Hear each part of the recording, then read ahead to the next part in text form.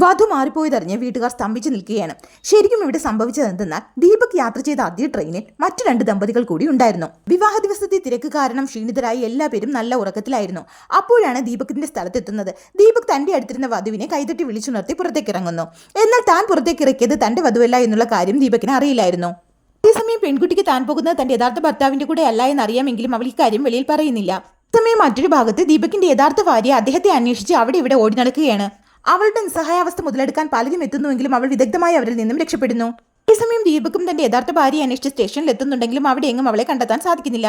തന്റെ നാട്ടിൻപുറത്തുകാരിയായ പെൺകുട്ടിക്ക് തന്റെ ഭർത്താവിന്റെ പേരല്ലാതെ മറ്റൊരു വിവരങ്ങളും അറിയില്ലായിരുന്നു. ദീപക് തന്റെ ഭാര്യയുടെ അന്വേഷണമായി പോലീസ് സ്റ്റേഷനിൽ എത്തിയെങ്കിലും അദ്ദേഹം നൽകിയ ഫോട്ടോ കണ്ട് പോലീസിന് പോലും ചിരിയാണ് വന്നത്. അലഞ്ഞു തിരിഞ്ഞു നടന്ന ദീപകിന്റെ ഭാര്യയ്ക്ക് ഒടുവിലൊരു ചായക്കടക്കാരി അഭയം നൽകുകയാണ്.